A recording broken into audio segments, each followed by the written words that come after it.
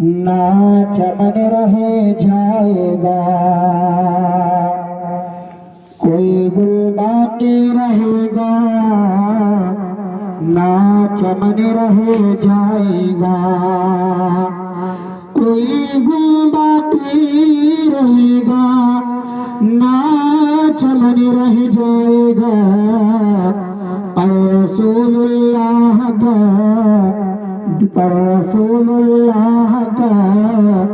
دین حسن رہ جائے گا، رسول اللہ کا دین حسن رہ جائے گا۔ کوئی بھی بات آپ تک جو ہے آپ کے سمجھ میں آئے تو سبحان اللہ الحمدللہ بولتے رہے، اس لیے سے کہ اس کا ثواب مرحومہ تک پہنچے۔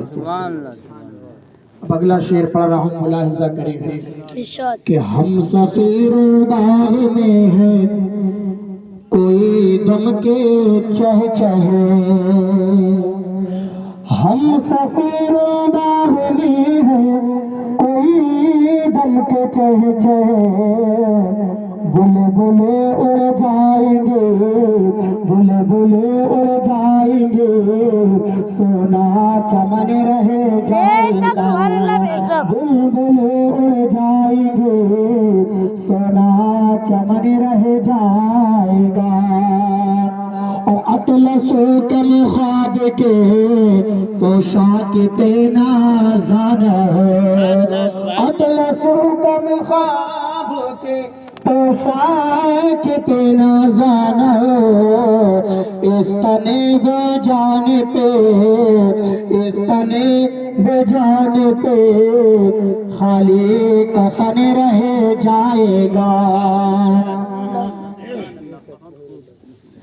اس تنے بے جان پہ خالی کفن رہ جائے گا۔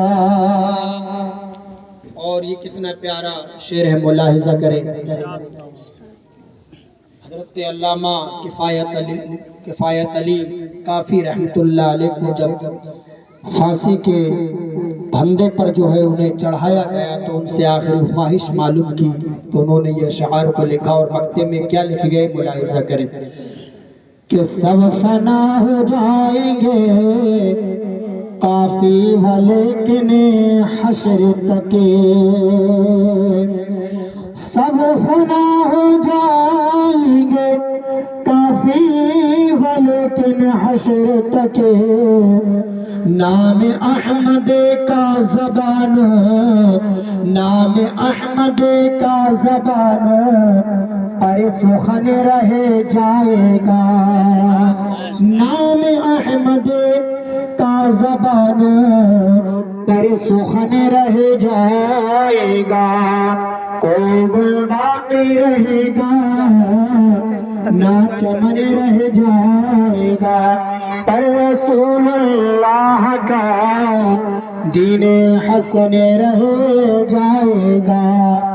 درود پاک پڑھیں، اللہم صلی علی سیدنا مولانا محمد معدن الجود والکرم وآلہ وبارک وسلم۔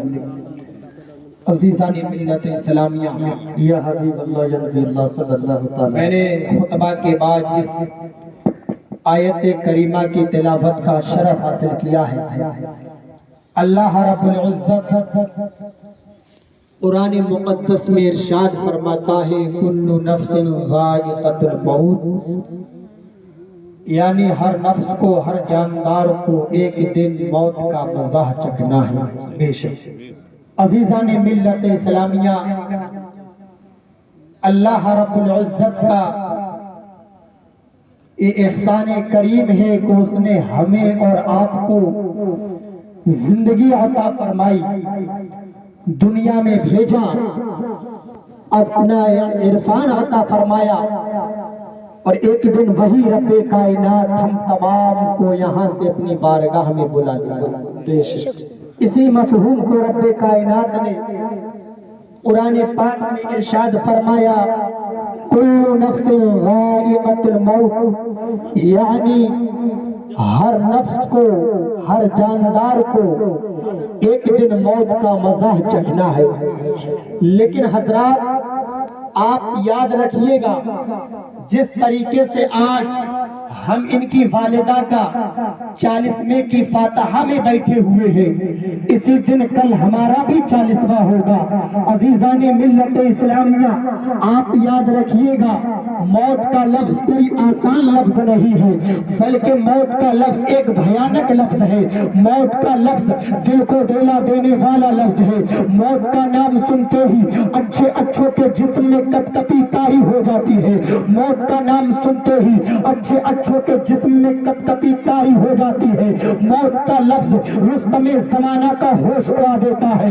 آپ یاد رکھیے گا موت کا لفظ بڑے بڑے مغرور و متکبر بادشاہوں کو بھی لرزہ بر اندام کر دیتا ہے۔ لیکن میرے بھائیو آپ یاد رکھیے گا موت جب آتی ہے تو یہ نہیں دیکھتی ہے کہ کس کا بچپنا جا رہا ہے۔ موت جب آتی ہے تو یہ نہیں دیکھتی ہے کہ کس کا بڑھاپا جا رہا ہے۔ موت جب آتی ہے تو یہ نہیں دیکھتی ہے کہ کس کا بچپنا جا رہا ہے۔ موت جب آتی ہے تو یہ نہیں دیکھتی ہے کہ کس کا گھر برباد ہو رہا ہے، کس کا نشے من تباہ ہو رہا ہے، کس کا گھر اجڑ رہا ہے۔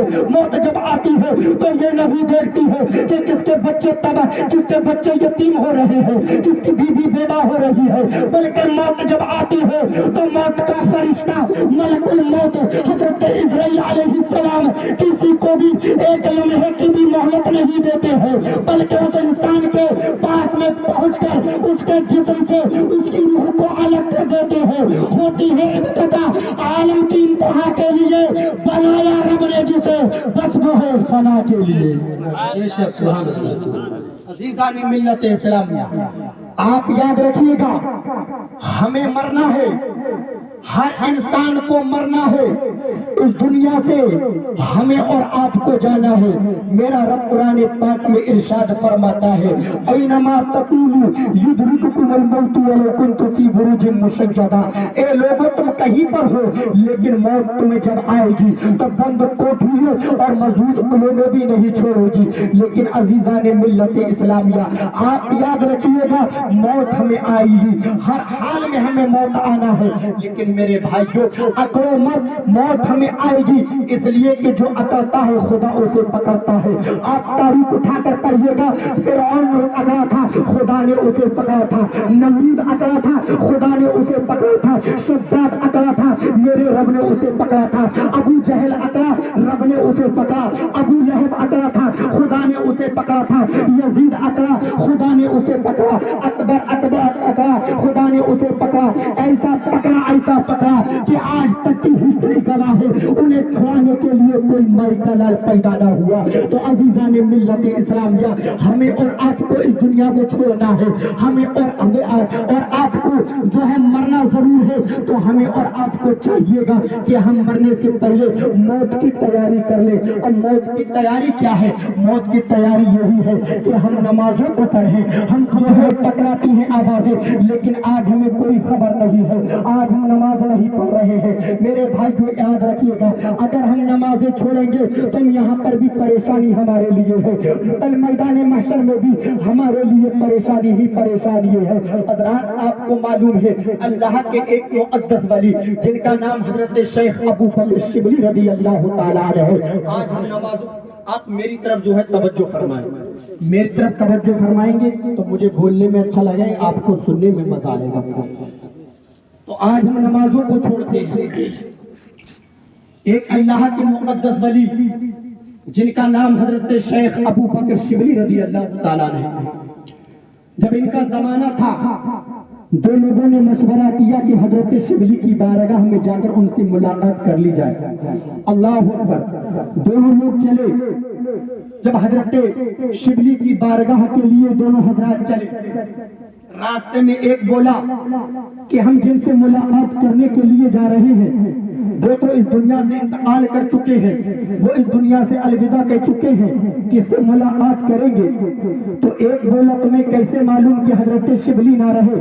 تو ایک بولا کہ میں نے دو بلیوں سے جھگڑا کرتے سنا کہ حضرت شبلی اس دنیا میں نہ رہے۔ اللہ اکبر، ایک بولا کہ ایسا ہے جب اتنی دور کا راستہ طے کیا ہے تو کیوں نہ ان سے ملاقات، ان کے جنازے میں شرکت کر لیں۔ اللہ اکبر، دونوں حضرات تشریف لے جا رہے ہیں تو چلتے چلتے حضرت حضرت شبلی کی بارگاہ میں پہنچتے ہیں. جیسے ہی حضرت شبلی کی بارگاہ میں پہنچے تو کیا دیکھتے ہیں کہ حضرت شبلی ابھی حیات ہیں. اللہ اکبر. دونوں لوگوں نے حضرت شبلی کو دیکھا, حیرت میں پڑ جاتے ہیں, تعجب میں پڑ جاتے ہیں اور کہنے لگتے ہیں حضور ہم نے تو آپ کے بارے میں ایسا ایسا سنا تھا کہ آپ اس دنیا سے انتقال کر چکے ہیں, آپ اس دنیا سے الوداع کر چکے ہیں. اللہ اکبر. حضرت شبلی فرماتے ہیں آپ دونوں نے کیسے سنا؟ تو وہ دونوں حضرات بولے کہ ہم نے بلیوں کو آپس میں جھگڑتے ہوئے سنا کہ ہائے حضرت شبلی نہ رہے, ہائے حضرت شبلی نہ رہے. یہ حضرت شبلی فرماتے ہیں کہ تم دونوں لوگوں نے جو سنا ہے بالکل حق اور درست اور سچ سنا ہے, اس لیے کہ آج رات کی میری نماز تہجد قضا ہو گئی ہے تو میرے رب نے مجھے آسمانوں میں زمینوں میں مردہ قرار دے دیا ہے. اللہ اکبر. حضرات یہ اللہ کے مقدس ولی ہے, اللہ کے پیارے بندے ہیں, اللہ کے نیک اور متقی ولی ہے. تو ان کی ایک رات کی نماز تہجد قضا ہوئی تو ان کو آسمانوں میں زمینوں میں مردہ قرار دے دیا گیا ہے. تو حضرات ہم اپنے آپ اپنے اوپر غور و فکر کریں کہ ہم گناہ گار, خطا کار, سیاہ کار ہیں, بدکار ہیں, گناہوں میں ڈوبے ہوئے ہیں, نماز پنج گانا چھوڑ رہے ہیں. تو ہم خود ہی فیصلہ کر لیں کہ مردہ ہے یا زندہ ہے. صرف نماز تہجد مستحب ہے, پڑھنے ثواب نہ پڑے تو کوئی گناہ نہیں ہے. قضا ہوئی تو مردہ قرار دے دیا گیا اور ہم تو پانچوں ٹائم کی نمازوں کو چھوڑ رہے ہیں. حضرات آپ کی اس بستی کے اندر علم کی بہت ضروری ہے, علم بہت ضروری ہے آپ کی اس بستی میں. اگر آپ کی بستی میں علم ہوگا تو الحمدللہ گاؤں سے جو ہے بے شمار یا پریشانی بھی ختم ہوئے گی. اس لیے کہ جب اللہ کے رسول صلی اللہ علیہ وسلم کی جلوہ گری مکے میں ہوئی, میرے نبی کی جلوہ گری عبداللہ کے آنگن میں ہوئی, میرے نبی نے مکے کی گلیوں میں اپنا قدم مبارک رکھا. جب مکے کی گلیوں میں میرے نبی نے قدم رکھا, مکے کے ماحول کو ملاحظہ کیا تو آپ نے اس ماحول میں ایسی کوئی برائی نہ تھی جو موجود نہ تھی, ایسی کوئی بیماری نہ تھی جو اس قوم کے اندر موجود نہ تھی, بے شمار جرائم اس قوم کے اندر موجود تھی. اللہ اکبر. قربان جو رحمت للعالمین کی رحمت پر جب میرے نبی نے اپنی قوم کے اندر بے شمار برائیاں دیکھی, بے شمار بیماریاں دیکھی, بے شمار جرائم دیکھے تو چوک طرف جاتے ہیں اور دونوں ہاتھوں کو اٹھا کر رب کی بارگاہ میں دعا کرتے ہیں کہ اے میرے پاک پروردگار عالم, اس قوم کے اندر تو بے شمار برائیاں ہیں, اس قوم کے اندر تو بے شمار جرائم ہے, اس قوم کے اندر تو بے شمار برائیاں ہیں, بے شمار بیماریاں ہیں. اے میرے پاک پروردگار عالم ایسا کوئی نسخہ عطا کر دے, ایسی کوئی خوراک عطا کر دے, ایسا کوئی انجیکشن دے دے کہ ایک ہی انجیکشن میں ساری برائیوں کا خاتمہ ہو جائے, ایسی کوئی خوراک دے دے کہ ایک ہی خوراک میں ساری بیماریوں کا خاتمہ ہو جائے. جیسا ہی اتنا کہنا تھا حضرت جبرائیل آ جاتے ہیں, کہتے ہیں یا رسول اللہ اداس نہ ہو, پریشان نہ ہو, اس لیے کہ ایک ہی خوراک ہے, ایک ہی نسخہ ہے, ایک ہی انجیکشن ہے, وہ یہ ہے اقرا بسم ربک الذی خلق, خلق الانسان من علق. اے محبوب اگر ہر برائی کا خاتمہ کرنا ہے, ہر بیماری کا علاج کرنا ہے تو قرآن کی تعلیم کو عام کر دو. اس لیے کہ جہاں جہاں قرآن کی تعلیم ہوتی جائے گی برائیوں کا خاتمہ ہوتا چلا جائے گا. یہی ہے آج کہ تعلیم قرآن ہو جائے, ہر ایک اونچے سے اونچا پرچم اسلام ہو جائے, ہر پرچم سے اونچا پرچم اسلام ہو جائے. عزیزان ملت اسلام, آپ یاد رکھیے گا کہ اگر آپ کو برائیوں کا خاتمہ کرنا ہے تو قرآن کی تعلیم کو عام کرنا ہوگا. اور سننے میں آیا آپ کے گاؤں میں امام بہت بدلے جاتے ہیں, امام بدلتے رہیں گے, امام جائیں گے اپنی دھڑی لیں گے, ان کا فائدہ ہے, تمہارا ہر حال میں نقصان ہے. ہنسو مت, غور و فکر کرو میرے بات. اگر امام بدلو گے تو اس میں وہ تو گھڑی لیں گے, ان کا فائدہ ہے, کم کم رہیں گے, انہیں خوب جو ہے گھڑیے ملیں گی, چلے جائیں گے, تمہارا نقصان ہے. تمہارے بچے جو ادھورے ہیں ان کا قرآن مکمل نہیں ہو پائے گا. اس لیے امام کو جو ہے 4-5 سال 3-4 سال ان کو روکیے گا تاکہ آپ کے بچے صحیح تعلیم حاصل کر سکیں، آپ کے بچے قرآن پاک کو مکمل کر سکیں۔ اس لیے کہ میرے بھائیو، ضروری نہیں ہے کہ بچے آپ کے پڑھے لکھے ہوں گے تو امامت ہی کریں، آپ اپنے بچوں کو پڑھا لکھا کر کاروبار کرائیے۔ عزیزان ملت اسلامیہ، آپ کو معلوم ہے کہ یہ بھی مسئلہ ہے کہ اگر گھر کے اندر کوئی جنازہ ہے، کوئی انتقال کر جائے تو امام کا تو بہت بعد میں جنازہ پڑھانے کا نمبر آتا ہے۔ ہم نے کتابوں میں پڑھا ہے حضرت کہ اگر پہلے خاندان میں دیکھیے، خاندان میں اگر کوئی جنازہ پڑھانے والا نہ ہو تو رشتہ دار میں دیکھیں، جب رشتہ دار میں بھی نہ ہو تب جو ہے امام سے جنازہ پڑھوانے کا حکم ہے۔ عزیزان ملت اسلامیہ، آپ کا بچہ پڑھا لکھا ہوگا، اس لائق ہوگا کہ آپ اس دنیا سے جائیں گے، آپ کا بچہ جو ہے آپ کا جنازہ پڑھائے گے اور وہ جنازہ پڑھائے گا، اس کے دل میں یہ خیالات ہجوم بن کر آئیں گے کہ یہ میرا وہی باپ ہے جو میرے لیے محنت و مشقت کر کر میرے لیے کمانے کے لیے کمائی کر کے لاتا تھا، مجھے کھلاتا تھا۔ جب اس کے دل میں یہ خیال آئیں گے، رب کو رحم آئے گا اور اللہ تعالیٰ اس کے صدقے میں اپنے اس کے باپ کی مغفرت فرما دے گا۔ امام صاحب یا میں آپ کا جنازہ پڑھائیں گے تو ہم آنسو تھوڑی بہائیں گے، ہمارا پڑھانے کا کام ہے پڑھانا، لیکن آپ کا بیٹا جب پڑھائے گا آنسو اس کی آنکھوں میں ہوں گے، اور جب آنسو نکلیں گے رب کو رحم آئے گا اور اللہ اپنے پیارے حبیب کے صدقے میں آپ کی مغفرت فرما دے گا۔ ہم نے دیکھا ہے دنیا میں کہ جن کی حلق سے جو ہے جملے نہیں نکل رہے ہیں، بولا نہیں جا رہا ہے، زبان اس لائق نہیں ہے کچھ بول سکے، ہاتھ اس لائق نہیں ہے کچھ اٹھا سکے، پیروں سے چلنے کے لائق نہیں ہے، کیا ہے؟ پڑا ہوا ہے انسان امام صاحب کو بلاتا ہے کہ امام صاحب قرآن کی سورہ یاسین پڑھ کے سنا دیں تاکہ ہمیں سکون ملے۔ آج ہم اماموں کو بدلتے ہیں، اماموں کو چند منٹوں میں مسجدوں سے نکالتے ہیں۔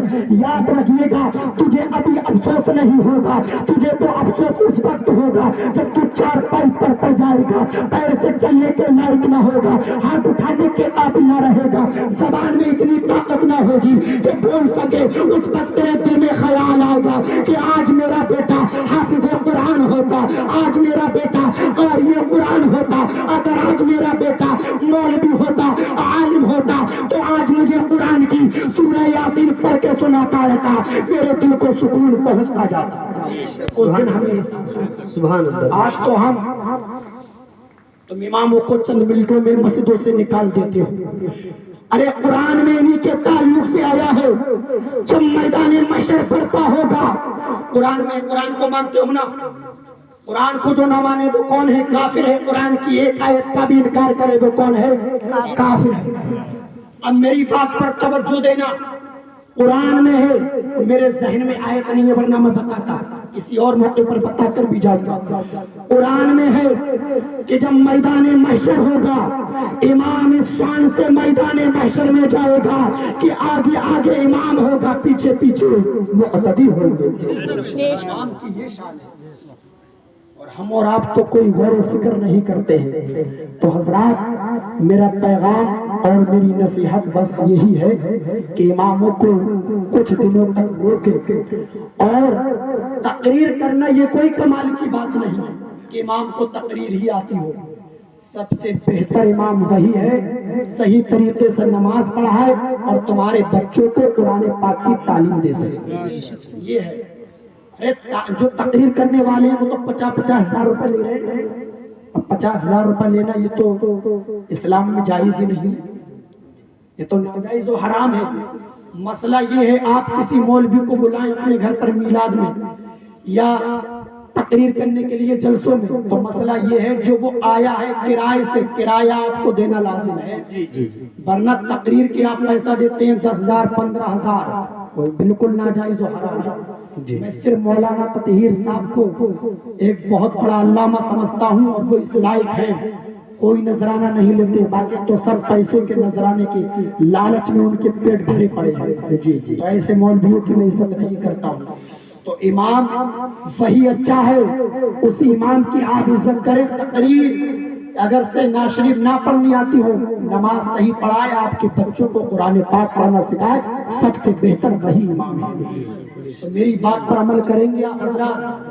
یار امام کو نکالنے والے تو 2-3 لوگ ہوتے ہیں، باقی پکچ میں امام کے پوری بستی ہوا کرتی ہے۔ اب جہاں پوری بستی ایک طرف اور امام کو ہٹانے والے 2-3 لوگوں کی کیا ویلو شریعت کے حساب سے بھی اور دنیاوی اعتبار سے چند لوگوں کی کوئی ویلو، کوئی حقیقت نہیں ہوتی ہے۔ تو آپ سب لوگ جو ہے آگے بڑھ کر اماموں کو روکا کریں، اور جو لوگ خرافاتی لوگ ہوتے ہیں ان کو جو ہے اماموں کی نظر میں بھی برے رہتے ہیں، بستی والوں کی نظر میں برے رہتے ہیں۔ اور حضرات میں نے پڑھا ہے کتابوں کے اندر کہ جو اماموں کی مخالفت کرتے ہیں علماء کی، تو جب وہ مریں انہیں قبر میں رکھ دیا جائے تو اس کے تختے ہٹا کر دیکھنا کہ اس کا چہرہ کعبہ شریف کی طرف سے مڑا ہوا ہوگا۔